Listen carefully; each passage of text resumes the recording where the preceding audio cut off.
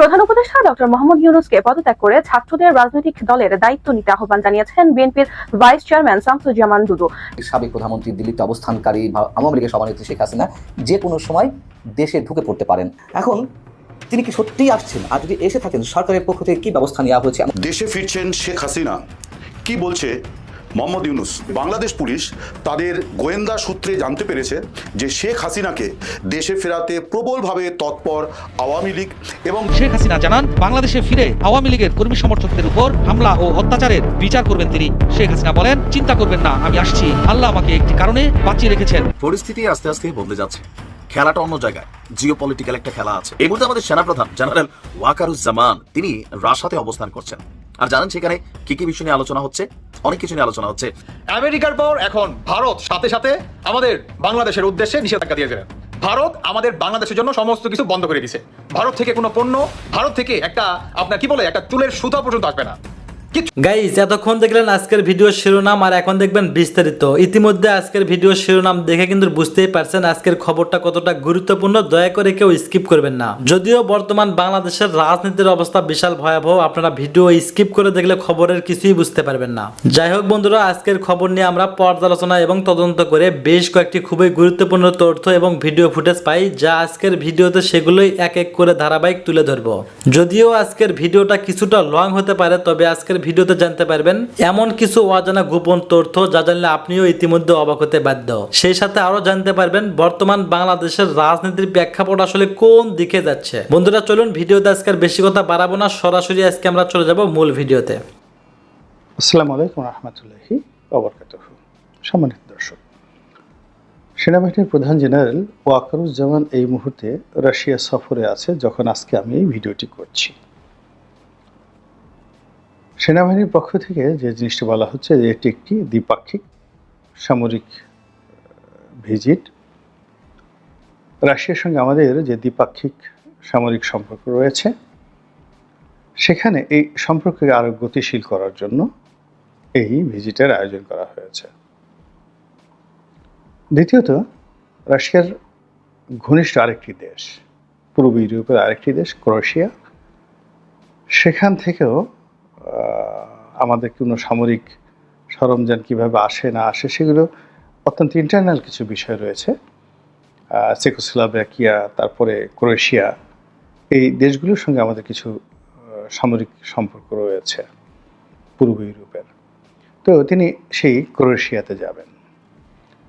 দ্বিতীয়ত হলো যে গত 7 মাসে সেনাপ্রধান নজিরবিহীনভাবে অনেকগুলো দেশ ভ্রমণ করেছেন। আফ্রিকাতে তিনি ভ্রমণ করেছেন, আমেরিকাতে তিনি ভ্রমণ করেছেন, এবং তার সঙ্গে যারাই বাংলাদেশে এই গত 7 মাসে আসছে, ডিফেক্টো সরকার প্রধানের মতোই তার সঙ্গে সবাই দেখা করছেন। সেটা রাষ্ট্রদূত হন, মন্ত্রী হন, কিংবা অনেক গুরুত্বপূর্ণ সামরিক কর্তা হন। আবার এমনও হয় যে বিদেশ থেকে অনেক কর্মকর্তা যারা সরকারের কোনো সচিবের সঙ্গে আলোচনা করেন না, ডক্টর মোহাম্মদ ইউনূসের সঙ্গে আলোচনা করে না, সরাসরি এসে সেনাপ্রধানের সঙ্গে আলোচনা করে বৈঠক করে তারা আবার চলে যান। আবার বিশ্বের পরাক্রমশালী অনেক দেশের সেনাপ্রধান থেকে শুরু করে অনেক গুরুত্বপূর্ণ ব্যক্তি টেলিফোনে জেনারেল ওয়াকারুজ্জামানের সঙ্গে কথাবার্তা বলেন। তো এগুলো নিয়ে কানা ঘোষা হয়, এগুলো নিয়ে বিভিন্ন রকম সন্দেহ তৈরি হয়, এবং এগুলো নিয়ে নানা রকম আলোচনা সমালোচনা তৈরি হয়। দ্বিতীয়ত, আমরা জানি যে এই মুহূর্তে বাংলাদেশে দুটো বলয় কাজ করছে, সেনাপ্রধান এবং বঙ্গভবন। এটি একটি বলয় যা কিনা ডক্টর মোহাম্মদ ইউনূসের যারা পক্ষর লোক তাদের বক্তব্য যে এখানে ভারতের একটা প্রভাব আছে, শেখ হাসিনার একটা চক্রান্ত আছে, আওয়ামী লীগের একটা সংযোগ আছে, নানা রকম কথাবার্তা। আর যারা জেনারেল ওয়াকার সম্পর্কে জানেন তাদের বক্তব্য হলো যে না, তিনি নিপাট একজন ভদ্রলোক, নির্লোভ একজন ভদ্রলোক, তার টাকা পয়সার প্রতি লোভ লালসা কামনা বাসনা কখনোই ছিল না, একেবারেই একজন জেন্টলম্যান, ভদ্রলোক মানুষ। তার যদি লোভ থাকতো তাহলে ডক্টর ইউনূসকে তার ক্ষমতায় বসানোর দরকার ছিল না। তিনি সামরিক শাসন জারি করতে পারতেন, নিজেই ক্ষমতা দখল করতে পারতেন, কিংবা তার পছন্দের মানুষকে তিনি প্রধান উপদেষ্টা বানাতে পারতেন। ওইরকম পরিস্থিতি আগস্ট মাসের 5 তারিখ থেকে একেবারে আগস্ট মাসের 8 তারিখ পর্যন্ত ছিল। তো তিনি সেটা করেননি। আবার এই গত কয়েক মাসে তার ক্ষমতা গ্রহণ করার, ক্ষমতা লাভ করার এরকম কোনো নমুনা আমরা দেখিনি। আবার রূঢ় বাস্তবতা হলো যে আমরা বিভিন্ন রকম কানাঘুষা করছি, সন্দেহ করছি, কিন্তু বাস্তবতা হলো যে ডক্টর মোহাম্মদ ইউনূসের সঙ্গে এবং জেনারেল ওয়াকারুজ্জামান সাহেবের সঙ্গে দৃশ্যত কোনো খারাপ সম্পর্ক বা খারাপ সম্পর্কের নজির এখন পর্যন্ত আমরা দেখিনি। দুজনের মধ্যে যেটা ফর্মাল রিলেশন সেটা রয়েছে, যেটি ক্যান্টনমেন্টে যে বার্ষিক অনুষ্ঠান হয় সেনা দিবস, সেখানে সবাই গেছেন, বেগম খালেদা জিয়া গেছেন, ডক্টর মোহাম্মদ ইউনূস গেছেন, পর্যাপ্ত সম্মান তাদেরকে দেখানো হয়েছে। আবার তিনি যমুনাতে এসে নিয়মিত ডক্টর মোহাম্মদ ইউনূসের সঙ্গে দেখা সাক্ষাৎ করেছেন। কিন্তু এত কিছুর পরেও যেহেতু আমাদের অভ্যাস হলো খুঁটাখুটি করা, তারপরে একে অপরের বিরুদ্ধে লাগিয়ে দেওয়া, এরপরে ঘটনার পেছনে অন্য কোনো কিছু আছে কিনা সেগুলো খুঁজে বের করা, এরকম একটা আমাদের অভ্যাস রয়েছে। আরেকটি হলো ঘরপোড়া গরু সিঁদুরে মেঘ দেখলে ডরায়। আমাদের পুরো রাজনীতির একটা বিরাট অংশ সামরিক বাহিনী দ্বারা সবসময় নিয়ন্ত্রিত হয়েছে। আমাদের দুইজন রাষ্ট্রপতি সামরিক বাহিনীর সদস্যদের দ্বারা নিহত হয়েছেন সামরিক অভ্যুত্থানে। এরপর সামরিক বাহিনী নামে বেনামে আমাদের দেশে দীর্ঘদিন শাসন করেছে। মার্শাল্লাহ, তিনবার বলতে গেলে মার্শাল্লাহের কবলে আমরা পড়েছি বঙ্গবন্ধু হত্যাকাণ্ডের পরে, এরশাদ সাহেবের জামানাতে এবং 1/11-এর সময়। তো কাজেই আরেকটি সামরিক শাসন আসতে পারে, সামরিক কর্তারা ক্ষমতা দখল করতে পারে, এরকম ভয় না পাওয়াটা বোকামি, এটাই স্বাভাবিক। দ্বিতীয়ত, আমরা ডক্টর মোহাম্মদ ইউনূসের সরকারের কাছে যে বিষয়গুলো আশা করেছিলাম, তাদের যে সফলতা কামনা করেছিলাম, আইন শৃঙ্খলা থেকে শুরু করে অন্যান্য যে বিষয়গুলোতে আমরা আশাবাদী হওয়ার চেষ্টা করেছিলাম, সেখানে ক্রমশ হতাশা, নৈরাশ্যবাদিতা ভর করেছে।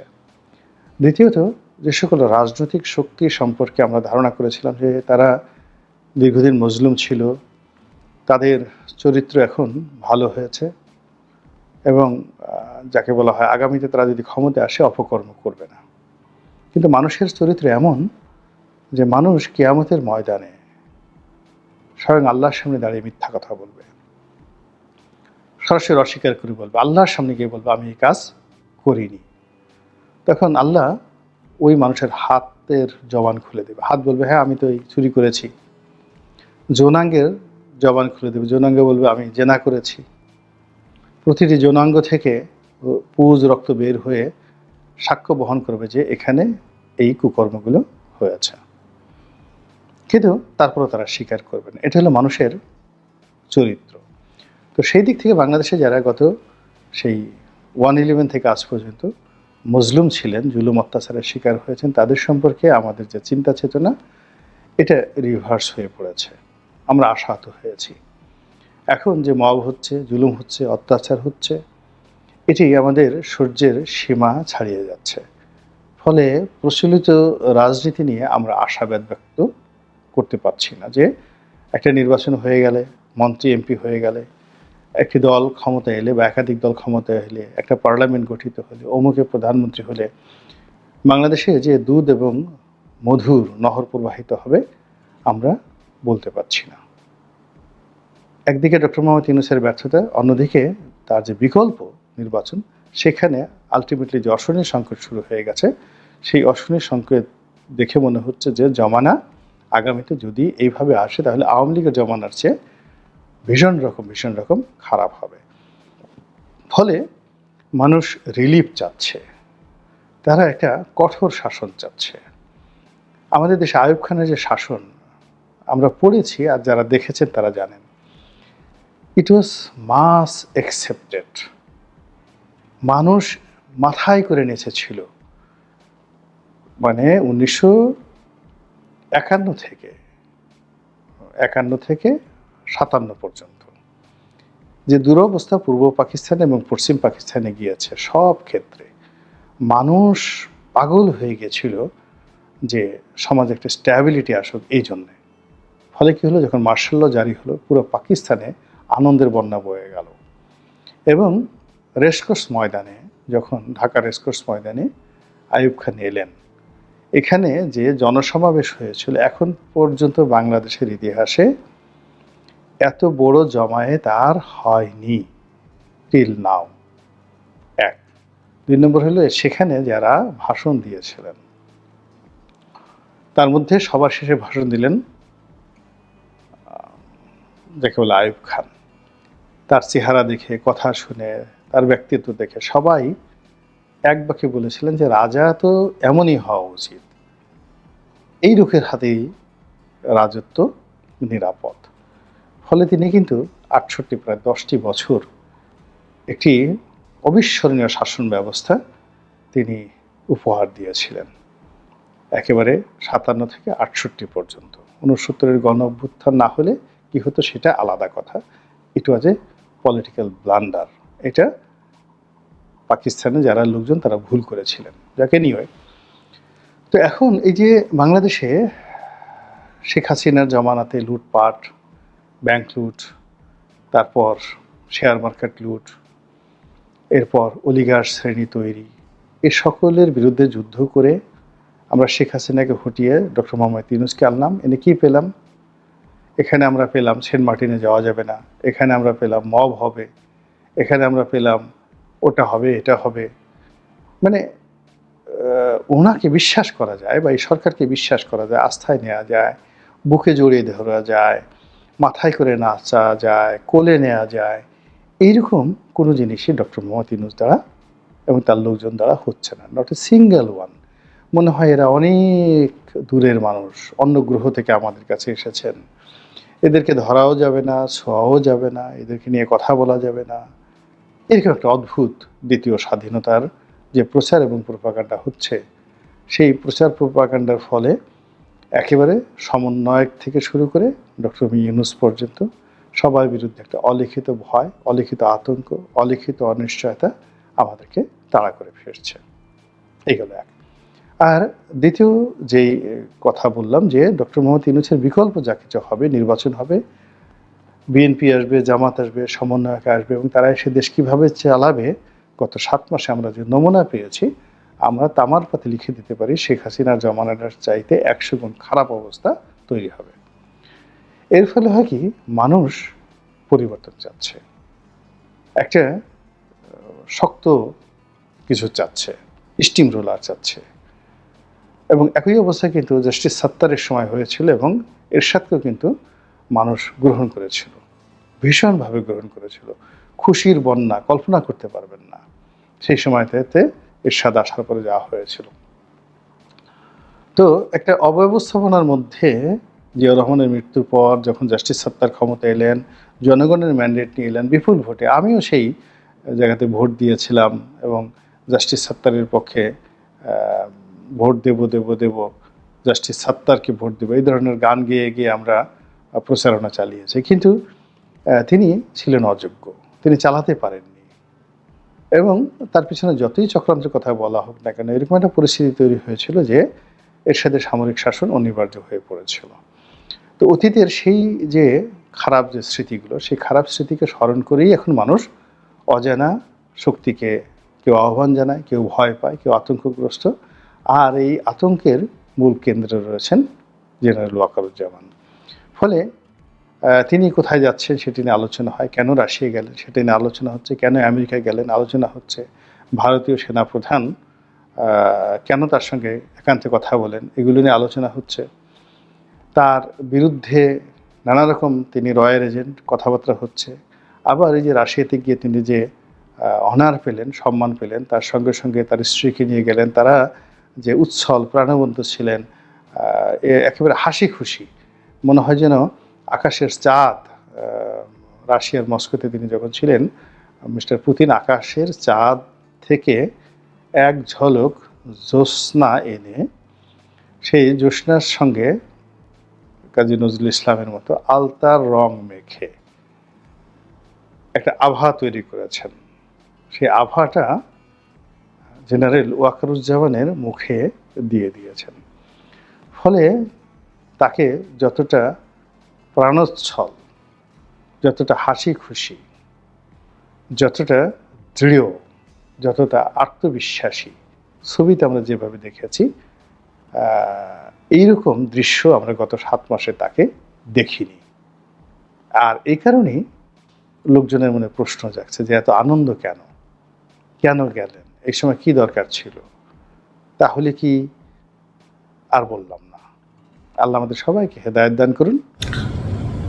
আজকের এই ভিডিওটা বিশেষ করে যারা অর্থনীতির ছাত্র অথবা কমার্সে পড়াশোনা করেছেন তাদের জন্য বোধগম্যটা একটু সোজা, বাকিদের জন্যটা খুব বেশি সোজা না হলেও আবার বেশি কঠিনও না। আসুন কি নিয়ে আমরা কথা বলছি। ডক্টর মোহাম্মদ ইউনূসের এই যে সময়কালটা, এটা আসলে খুবই ক্রান্তিকাল ওনার জন্য। কারণ দীর্ঘ একটা সময় একটা সরকার ক্ষমতায় ছিল, চুরি চোট্টামি হয়েছে, লুটপাট হয়েছে, ধান্দাবাজি হয়েছে। এটা প্রত্যেক সরকার যখন চেঞ্জ হয়, পরবর্তী সরকারের প্রথম ধাক্কাটাই হয় যেই যে জিনিসগুলোতে মানে ধাক্কা খাইয়ে রয়েছে সেই জিনিসটাকে সচল রাখা। কারণ জনগণের এক্সপেকটেশন থাকে আজকে পাশ করছে, কালকে বৈশাখ, পরশুদিন থেকে আলাদিনের চেরাগের মতন খালি পয়সা রুপাইয়া ফেলবে, সব কন্ট্রোল হয়ে যাবে। তারপর জাতি আস্তে আস্তে আবার আগের মতন ফিল হয়, পরে মনে করে এই সরকারটা ফালাই দিতে হবে, নির্বাচনের নতুন সরকার আনে। সো বুঝতে পারছেন একটা সরকারের পর আরেকটা সরকার আসলে ঝক্কি ঝামেলা অনেকগুলো পোহাইতে হয়।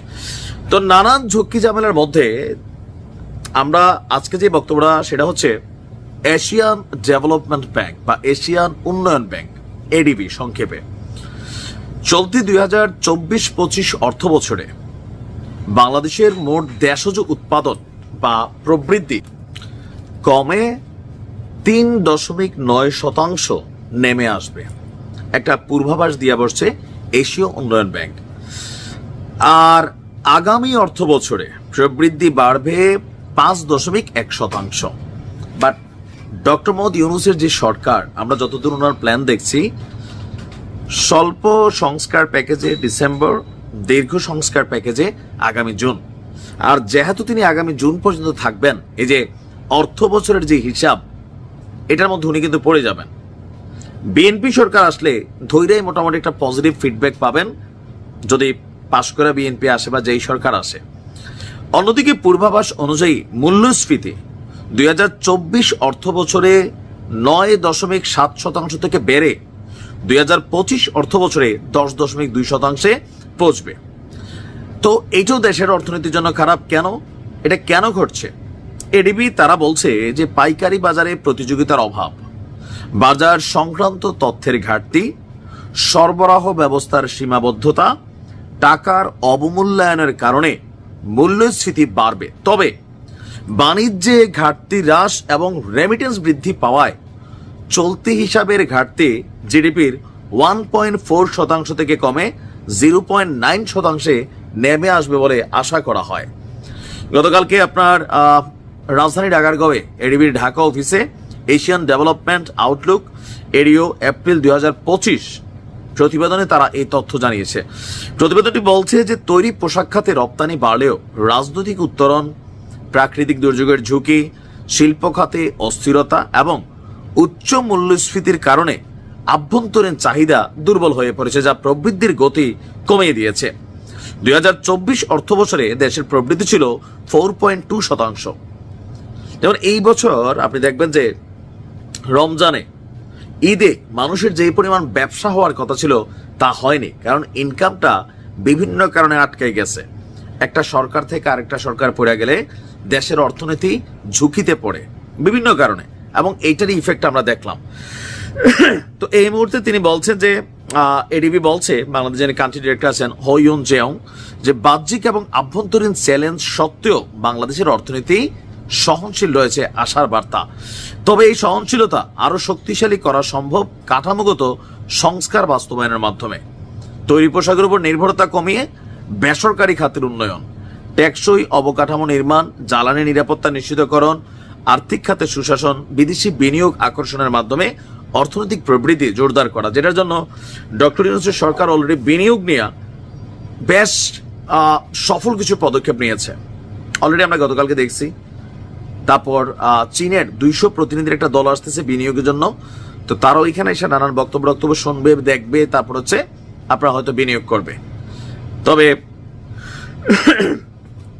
খারাপও বলা যায় না, ভালো বলা যায় না, তবে ডক্টর মোহাম্মদ ইউনূসের যেই মেয়াদকালটা, এই কাল টোটালটাই একটা লড়াইয়ের মধ্যে দিয়ে যাবে অনেক কিছুর সাথে। আর পরবর্তী সরকারে যারাই আসেন তারা কিন্তু এই ফলটা খাবেন, এটা হচ্ছে বাস্তবতা। ভালো থাকবেন। সম্মানিত দর্শক, আপনাদের সকলের কাছে একান্ত অনুরোধ, এই ভিডিওর ডেসক্রিপশন বক্সে আমাদের ফেসবুক পেজের লিঙ্কটি দেওয়া আছে। এই লড়াইতে আমাদেরকে আরও শক্তিশালী করতে, আমাদের উৎসাহ উদ্দীপনা আরও দ্বিগুণ বাড়িয়ে তুলতে আপনাদের সকলের কাছে অনুরোধ, ওই লিঙ্কটিতে ক্লিক করে আমাদের ফেসবুক পেজটিতে একটি ফলো দিয়ে আসুন। তারপর এই ভিডিওটি দেখা শুরু করুন। আপনার ছোট্ট এই একটু সাহায্য আমাদেরকে আরও শক্তিশালী করবে এই লড়াইতে আগে এগিয়ে যেতে। আসুন ভিডিও শুরু করা যাক। দর্শক, নির্বাচন দিন যত এগিয়ে আসছে ততই আমরা দেখতে পাচ্ছি নির্বাচনকে কেন্দ্র করে দেশের মাঠে একটা অস্থিতিশীল পরিস্থিতি তৈরি হওয়ার একেবারে দ্বার প্রান্তে চলে এসেছে। বাংলাদেশের রাজনীতি, দেশটা সত্যিই ছোট, কিন্তু দেশের রাজনীতি আচ্ছা বড় বড় দেশের রাজনীতিকে হার খাওয়াবে। এতদিনে আমি যতটুকু বুঝেছি এটা ভীষণ জটিল, ভীষণ সংঘাতময় একটি রাজনীতির মাঠ এটা। তাই এই রাজনীতির মাঠে এই জটিল খেলায় আমি খুবই ছোট্ট নগণ্য একটি প্লেয়ার। আমি জানি অনেক মুরব্বী মানুষ, অনেক জ্ঞানী মানুষ আমার এই ভিডিওগুলো দেখে। তাই এখন আমি আপনাদের সামনে যে 3টি খবর নিয়ে এসেছি, এগুলো আমার থেকে আপনারা আরও ভালো বিশ্লেষণ করতে পারবেন, আমার থেকে আপনারা আরও গভীরে নেমে জিনিসগুলো বুঝতে পারবেন যে রাজনীতিতে এই যে নির্বাচন নিয়ে যে ঘটনাটা এখন আগামীতে ঘটে চলেছে, প্রতিদিন একটা করে আপডেট আসছে এবং সেই আপডেটগুলো আমাদেরকে ধারণা দিচ্ছে যে এই নির্বাচন নিয়ে খুব শীঘ্রই মাঠে একটা সংঘর্ষময় পরিস্থিতি তৈরি হতে চলেছে। তো সে বিষয়গুলো আশা করি আমার থেকে আপনারা আরও ভালোভাবে বিশ্লেষণ করতে পারবেন। আমি পুরো প্রেক্ষাপটটা আপনাদের সামনে উপস্থাপন করছি, এই 3টি খবরের বিষয়গুলো, তারপর আপনারা একটু নিজের মতো করে বিশ্লেষণ করে নেবেন। দর্শক, গতকাল 3টি ঘটনা ঘটেছে। প্রথম ঘটনাটি হলো এনসিপি ও আপনার হেফাজতে ইসলাম একটি বৈঠক করেছে নির্বাচন নিয়ে। অন্যদিকে বিএনপি গতকাল একটি বৈঠক করেছে নির্বাচন নিয়ে তারা নিজেরাই, এবং সেখান থেকে ডক্টর মোহাম্মদ ইউনূসকে যে কথাগুলো বলেছে সেগুলো রীতিমতো ঘাবড়ে দেওয়ার মতো। এবার তৃতীয় আরেকটি বিষয়, সেটা হচ্ছে বাংলাদেশের আমাদের মোহাম্মদ ইউনূস সাহেব যুক্তরাষ্ট্রের বাণিজ্য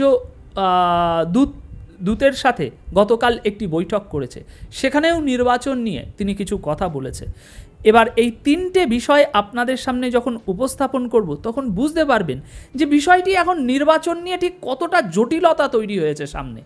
এই যে জাতীয় ঐক্যমত করে এত কিছু হলো, কিন্তু এখন সেই জাতীয় ঐক্যমত পুরো জিনিসটা পচে গিয়েছে, অন্যদিকে এগিয়ে যাচ্ছে বিষয়টা, অন্যদিকে মোড় নিচ্ছে এই নির্বাচনকে কেন্দ্র করে। দর্শক, প্রথমে আমি বিএনপির বক্তব্যটি আপনাদের সামনে উপস্থাপন করছি।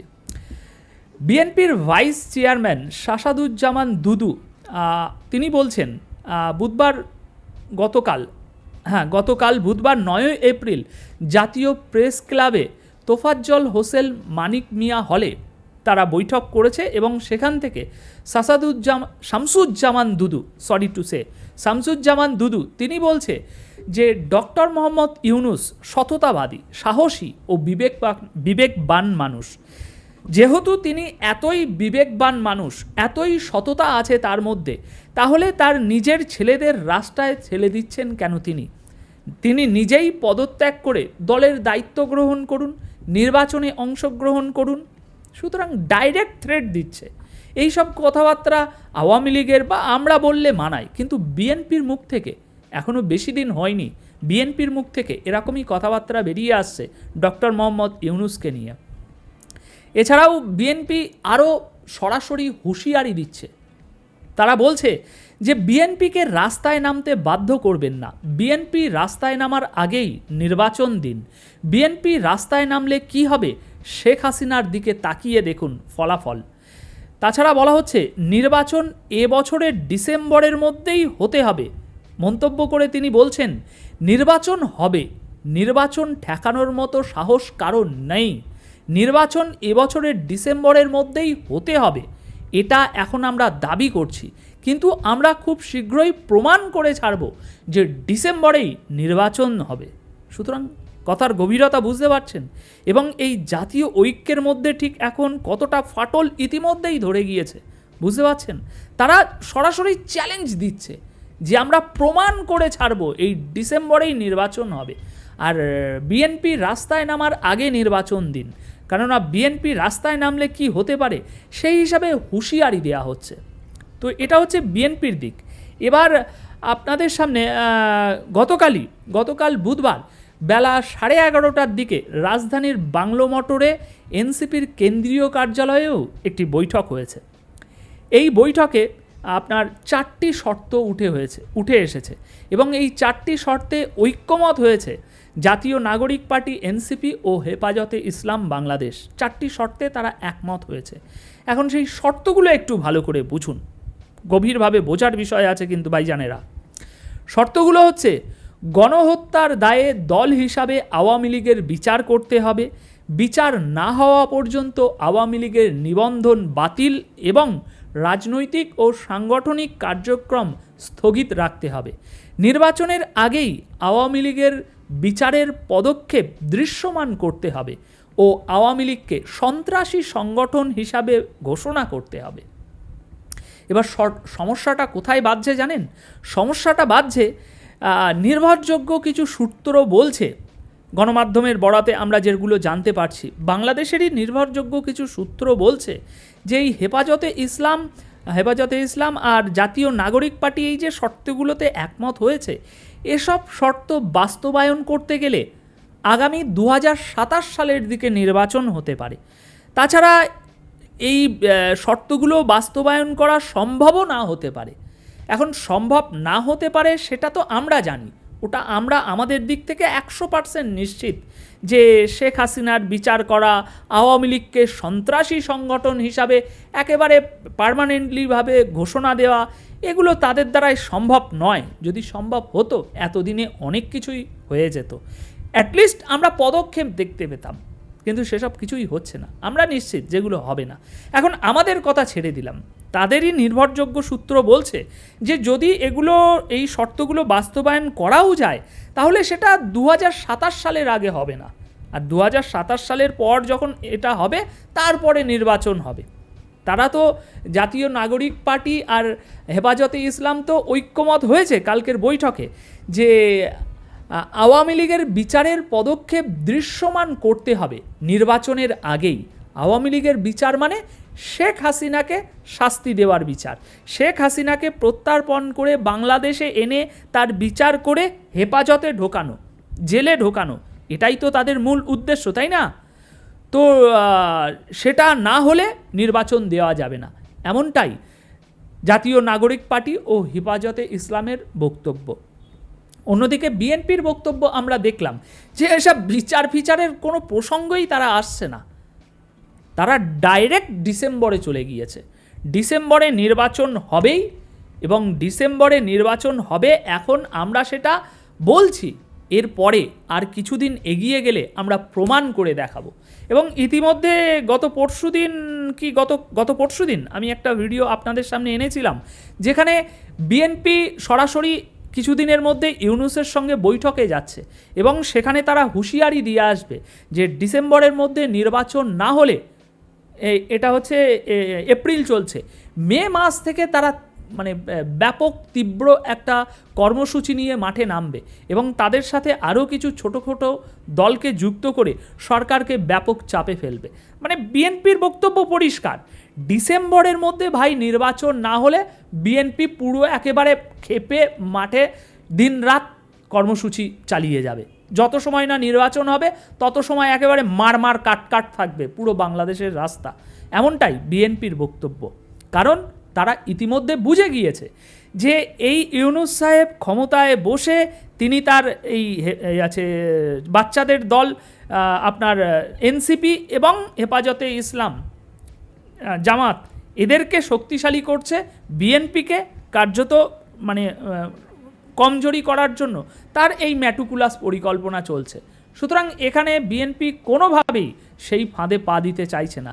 বিএনপি বুঝে গিয়েছে যে ডিসেম্বরে নির্বাচন না হয়ে যদি আরও জিনিসটা দীর্ঘায়ু হয়, তখন বিএনপির যে এই মুহূর্তে যে ভোটার সংখ্যা রয়েছে সেটা অনেক অংশে কমে যাবে। সেই জন্য বিএনপি কোনোভাবেই এই রিস্ক নিতে চাইছে না। এবার এখানে আরেকটি ঘটনা গতকাল বুধবারেই ঘটেছে, সেটা হচ্ছে রাষ্ট্রীয় অতিথি ভবন যমুনায় যুক্তরাজ্যের বাণিজ্য দূত এবং প্রধান উপদেষ্টার একটা সাক্ষাৎ হয়েছে।